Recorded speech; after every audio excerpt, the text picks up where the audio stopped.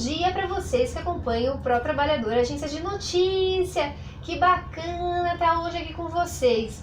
Bem, a pauta de hoje é muito importante porque a gente vai falar sobre Libras, língua brasileira de sinais. E vocês podem ver que aqui do meu lado tá a nossa amiga Adriana Venâncio. Ela é intérprete de Libras, trabalha para a Secretaria da Pessoa com Deficiência do Governo do Estado.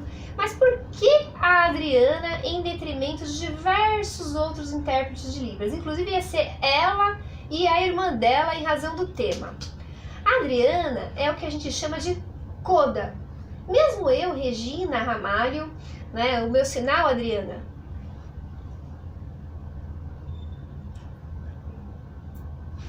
o meu sinal, né, que foi o Vinícius Schaefer, meu amigo, que me deu, é assim, porque toda hora meu cabelo caía no olho e fazia essa mexidinha. Então o Vinícius fez essa mexidinha, né? A Adriana tá ajudando a gente ali a traduzir. Hoje tá ela e a Andréia, então uma estaria traduzindo enquanto a outra tá falando. Então a gente vai pedir desculpas aí pra vocês que não saiu muito como planejado, mas em razão da importância da pauta, a gente achou por bem manter e a Adriana vai estar tentando traduzir o que eu falo e o que ela fala também ao mesmo tempo, tá? A gente vai pedir pra vocês um pouquinho aí de calma, né? Pra gente poder explicar. Mas o que será esse coda para quem não sabe? Qual a diferença de um intérprete de Libras normal, né, que estudou lá para ser intérprete de Libras, ou que aprendeu sendo amigos da comunidade surda, para um intérprete de Libras coda? É a primeira pergunta para a Adriana. Mas primeiramente, Adriana, é um prazer ter você aqui. E qual que é a diferença do coda para os demais intérpretes? Eu agradeço o convite, estou muito Também agradeço. satisfeita aqui de estar junto com vocês. Na verdade, é muita coisa, né? Na minha visão, né? Na minha opinião. Por quê? O coda, ele cresce junto, ele adquire toda a experiência cultural surda. Eu acho que esse é o principal ponto. A cultura surda. A cultura surda. A questão de ser bilíngue ou não vai ser uma outra variável que vai aparecer, né? Porque, por exemplo, se os pais são oralizados ou são sinalizantes, mas nesse trato com a criança, quando ele só oraliza, a criança não adquire essa bilingualidade, né? Mas ela adquire o que? A cultura surda. Por quê? Que é muito importante. Porque essa experiência visual, que é muito diferente de uma outra pessoa, né? E aí, nesse ponto que você está falando do intérprete, eu acho que a grande diferença é essa experiência da cultura visual. Da cultura visual. Da cultura surda, de conhecer os perfis de surdos, que são variados, o jeito de se comunicar. Eu acho que é mais ou menos isso. E o coda é o que é filho de surdo, é isso? Se for irmão, também vale? Não. Tem que ser ou os dois surdos, pai e mãe, né? Que aí sai o coda, ou pelo menos um deles, ou o pai ou a mãe surdo. Aí é considerado coda. É considerado coda. Isso de acordo com as pesquisas lá dos Estados Unidos, né? Que lá que começou toda essa questão de por que é diferente esse ser, né? Essa pessoa, por que ela é diferente? E aí começaram, então faz acho que pelo que eu me lembro, cerca de 30 anos que já vem sendo pesquisado isso. E isso, Adriana, tem relação com o fato de que quando a gente aprende a falar, né? Vamos falar do ouvinte assim, né? Quando a gente aprende a falar, para falar o ouvinte, ele ouve o pai falar e a mãe falar. A mesma coisa é a pessoa que é ouvinte, mas que o pai e a mãe só falam em sinais. Ele passa a ter a primeira língua, a Libras. Isso. Né? Então, no caso, a primeira língua vai ser Libras, porque é a comunicação de casa, né? E que nem no meu caso, Adriana, eu aprendi a falar com 5 anos, né? Porque eu sou a filha mais velha, eu só ficava com eles, com os surdos. E não é que eu aprendi a falar, algumas palavras que eu soltava eram mais ou menos do jeito do surdo. Minha tia que me relatou isso, né? Então ela falou assim, você fazia como o surdo faz e também com a voz de surdo. E aí, com 5 anos, eu fui pra escola. E na escola, minha tia falou que foi muito rápido, né? Aí eu consegui desenvolver a comunicação. Acho que, por quê? Porque eu já ouvia, né? Acho que você vai guardando as informações, eu não sei, porque isso eu nem não consigo me lembrar. Mas acho que tudo isso faz parte de um processo Precisa mesmo. de mais pesquisa sobre isso, inclusive, né? Fala pra eles, precisamos de mais pesquisa sobre essa questão, né? Mais profissionais que sejam intérpretes ou estudiosos, pós-graduandos, mestres, doutores em Libras, para a gente entender melhor, porque esse processo da fala não vai ser importante somente para a comunidade surda, mas importante para todos nós, né? Eu, Regina, por exemplo, tenho dislexia, viu, Adriana? Bom, esqueci o sinal. Regina.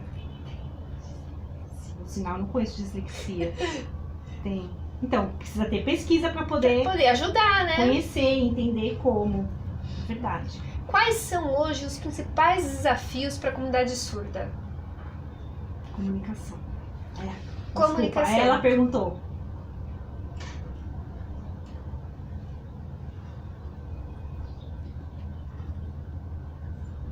Comunicação. A comunicação. Comunicação. E a comunicação principalmente para usufruir plenamente de produtos e serviços? Sim. Precisa. Hoje eu tenho 42 anos e eu vi desde pequeno que o surdo tem limitação, né? Ele não consegue ir ao médico, ele não pode ir num banco sozinho, né? Como ele vai tirar, tem dúvidas, como que ele esclarece, ele entende do que se trata. Isso eu falo tanto no público quanto no privado. Tem essa dificuldade. O surdo, ele é totalmente barrado, mas por conta da comunicação. Mas também eu não acho que isso tem que ser penalizado para a comunidade surda.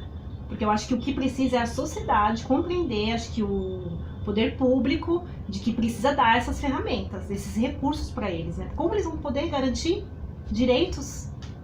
Direitos. Eu e a Adriana, né?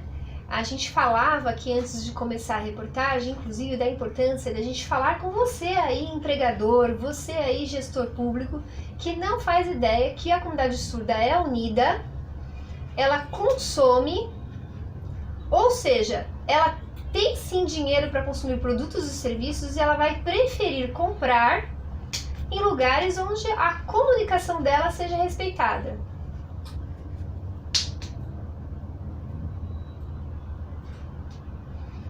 Ou seja, ter um intérprete de Libras aí no seu comércio, no seu produto, no seu serviço, pode significar você ter clientes sim que consomem, porque ele vai se sentir acolhido e respeitados. Falávamos inclusive do constrangimento que seria, por exemplo, você ter um intérprete junto numa consulta ginecológica.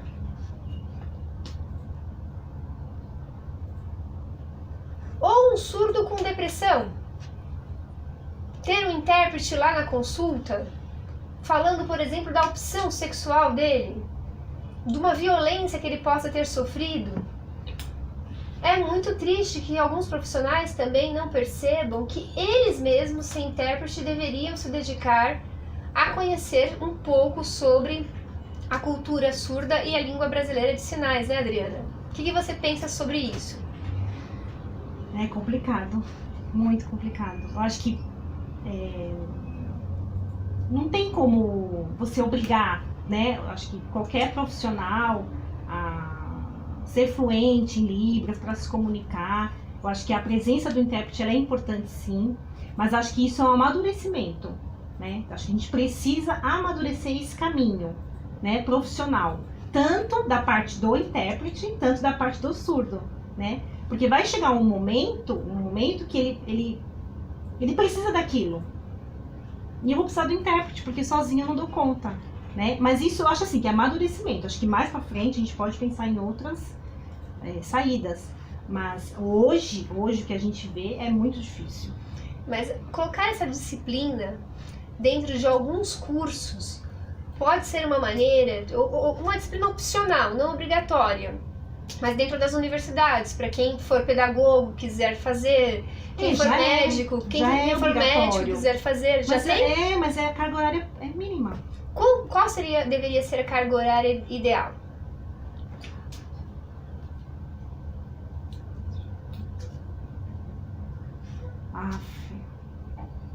Tem que estudar. Tem que estudar para aprender. Precisa aprender, precisa estudar. Eu acredito que ainda é uma questão pessoal. Eu gosto, eu quero aprender, então eu vejo muitos profissionais que vão estudar, fazem curso de Libras, mas por vontade própria. Uhum. Né? Então eu vejo, por exemplo, assistentes sociais agora que têm ido estudar Libras, psicólogos eu vejo muitos fazendo. Que mais eu já vi? Fora uma ou outra de uma outra área que tem interesse, mas é uma coisa muito pessoal. Então, como é também aprender o inglês, o francês, igual, né? Aprender inglês, francês, espanhol, mas ter um né? estímulo para isso, mostrar a eles que é importante, que eles vão garfar o mercado que é desprezado, não vai ajudar?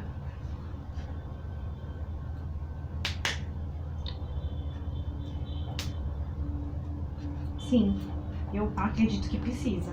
Mas isso eu acho que é o que a própria comunidade surda precisa fazer, sabe? Divulgar mais a questão da Libras, divulgar por que é importante. Porque nós temos direitos também. E consome. Né? Consome. Tem então, mas é esse direito de comprar, né? E de comprar de eu saber do que se trata, né? Por que esse é bom pra mim e esse não é? Quem vai explicar?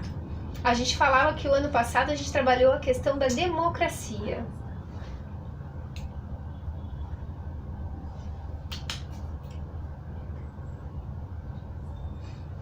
Que o próprio Vinícius Schaefer foi candidato, né, a vereador por São Paulo.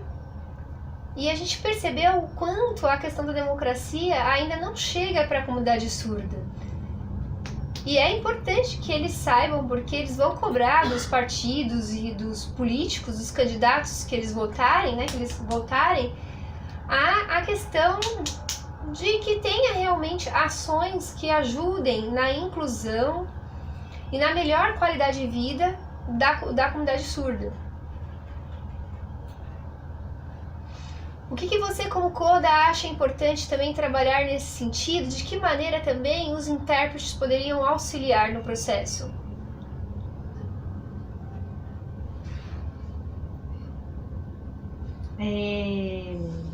Deles participarem democraticamente. Eu tô pensando como eu vou explicar junto, peraí. Se nós é a fala. Educação, né, que falta aprender dentro das escolas o que significa democracia. Por que eu posso reclamar que é um direito meu e que não me é ofertado? Então é muita coisa que eu acho que começa na base, que é a educação, e na própria mídia, né? Eu trabalho com uma questão da violência e quando às vezes eu tenho que confrontar algum tipo de informação, eu vejo que o que acontece? A mídia passa uma informação visual que o surdo absorve de uma outra forma, por falta da audição, né? Então, todo esse contexto, ele traz uma informação que fica... E como você lida com isso, dali em diante? É a mesma coisa, eu adoro o Facebook, né, e o YouTube. Eu vejo que tem muita coisa, mas também tem muita porcaria. Claro. Né? Então, a gente precisa tomar cuidado como a gente pega essas informações. Né? Normalmente, por exemplo, quando a gente faz algum tipo de pesquisa, a gente vê lá no Face e tem algum tipo de dúvida, a gente procura outros canais, né? Falar, isso é verdade, não é? Sabe, será que isso não tá meio que deturpado? Agora, uma pessoa surda que só tem a língua de sinais, ela vê aqueles vídeos... Acha que é verdade. Aquilo é verdade, né? Então, como você faz esse tipo de pesquisa? Como você procura a verdade? Então, acho que ainda falta muito isso, mas é tudo acesso à informação, que o surdo não tem. Então, na questão, quando a gente fala de política, a gente fala de democracia, o surdo, ele não tem acesso.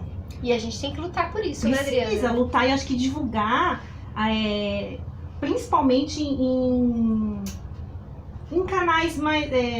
alternativos. Isso. Que dê essa informação. Porque a gente não vai esperar a televisão mostrar isso. Porque até outras questões também que não são essas, a televisão às vezes não atende por causa do comercial, né?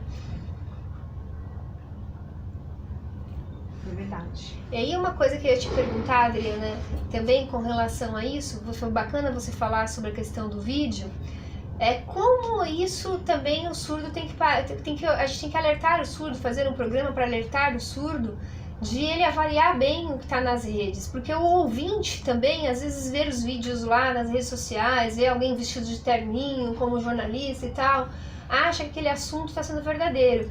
Recentemente a gente teve um pedido aqui de vários profissionais da área de saúde e de amigos da comunidade surda que a gente fizesse uma matéria esclarecendo sobre a importância do acompanhamento médico psiquiatra nos casos de depressão. Porque alguém colocou na rede que podia jogar o medicamento fora sem consultar o médico e a pessoa, sem fazer uso do medicamento, ficou tão deprimida que teve suicídios. Então aumentaram os casos de suicídio.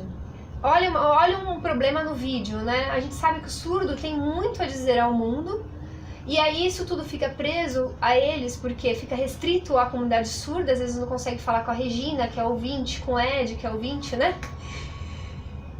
E isso dá depressão. Então são coisas que a gente tem que trabalhar bem, que é a questão da informação, né? O que você acha que a gente, enquanto comunicador, que dica você daria para que nós, comunicadores comprometidos com isso, e também os intérpretes que são ouvintes e têm acesso a outros tipos de informação, possamos unir forças para ajudar a comunidade, por exemplo, a lidar com essa questão que é o mal do século, né? Que é a depressão. A gente fez até uma campanha aqui, viu, Adriana? Nossa. Que o sinal era esse, assim, ó. De que é isso? Show, depressão. Ah, é? Show, depressão. Não quero depressão.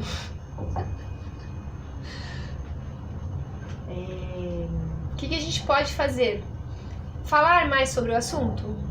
Eu acho que o problema de falar de depressão não é só falar de depressão. A gente precisa falar da dor. Da dor. Bacana. Então, o problema da depressão é a dor. Então, como a gente conversa sobre a dor, né? Então, a gente tem que pensar quem são as pessoas envolvidas, porque qual é a dor do surdo? De não poder se comunicar. Pode ser muitas coisas que a gente não tem noção.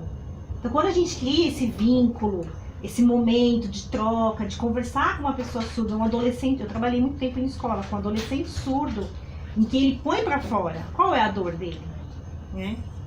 Muitas vezes a gente ouve falar da questão de ser surdo, mas às vezes há outras questões que a gente nem imagina. Como né? todos nós, né? Como a gente. Se a Andréa tivesse aqui, a minha irmã, ela ia falar isso. É igual ao ouvinte, tem as dores. Mas eu acho que o problema é a comunicação, de como você faz a escuta dessa dor e que solução você vai devolver, né? Como você faz essa troca, né? É muito complicado. Mas depressão, eu acho que é o que você falou, é agora que a gente vê o que mais tem. Né? E isso é só para ouvintes? Não, para surdo, para cegos, qualquer outra pessoa. Como também a questão da saúde, da segurança. Saúde, da segurança, tudo isso. Você acredita que só faltam 2 minutos para acabar?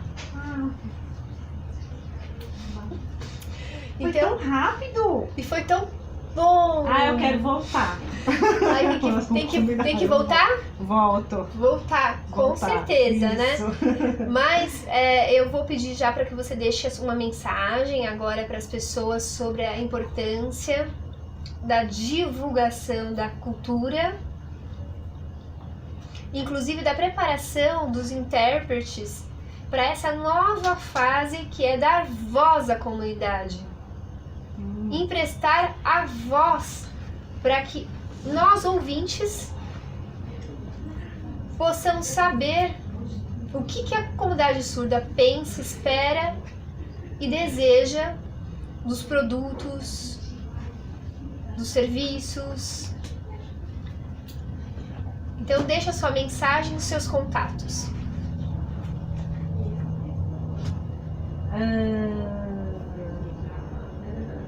Eu acho que, em primeiro lugar, a gente precisa aprender a respeitar o outro, né? Quando eu falo respeitar o outro, não é no sentido negativo da coisa, mas no sentido positivo. Então, quando eu falo a gente no modo geral. Você teve acesso à língua de sinais, você teve acesso à cultura surda, você conheceu um universo muito específico dos surdos. Então, em troca, você pode ofertar o quê? Eu penso da seguinte forma: tudo que a vida nos dá, nós precisamos devolver. E tem que ser coisas boas. Então, eu acho que uma forma disso é prestigiar a língua de sinais, prestigiar a pessoa surda. Então, acho que o que falta muito na formação dos intérpretes de hoje, não estou falando de um passado recente, para não falar que é uma era, mas acho que o que a gente vê agora é que falta muito desse conhecimento de cultura surda. Eu vivi numa época de associação de surdos, que era a Associação de Surdos de São Paulo. Então, a gente aprendeu muita coisa. Hoje, a associação ela não é mais existente. Então, a gente percebe que muitos intérpretes têm contato com um surdo, 1, 2, 3, e só fica restrito. E falta ter esse conhecimento mais de cultura surda, o que é, né? Então, a gente precisa sempre valorizar isso. Acho que a primeira coisa é respeitar o outro. E isso é o mais importante. Acho que isso dá uma melhor qualidade de vida social entre os surdos e também profissional. Você perguntou mais alguma coisa? Seu contato. O meu contato. Meu e-mail, avenancino@gmail.com, ou através do Face mesmo, Adriana Venancino. Obrigada, Adriana. Eu fiquei muito feliz de estar aqui junto. O sinal de inclusão, Inclusão, eu faço aqui. você faz assim? Assim também tá correto? Que a gente tem feito na Muita fotografia? gente faz assim. Eu faço assim porque eu acho que inclusão é todo mundo no mesmo nível. Então eu vou fazer Não a em cima do inclusão outro. todo no mesmo nível que a gente aprendeu com a Adriana já. Agradecimento a Deus Pai Todo-Poderoso, que a gente possa continuar à frente dessa ferramenta de comunicação e que o que a gente deseja para todos nós, não só para a comunidade surda, para todos nós, é um mundo onde realmente exista a inclusão. Continue acompanhando o Pro Trabalhador Agência de Notícias e até mais. Tchau!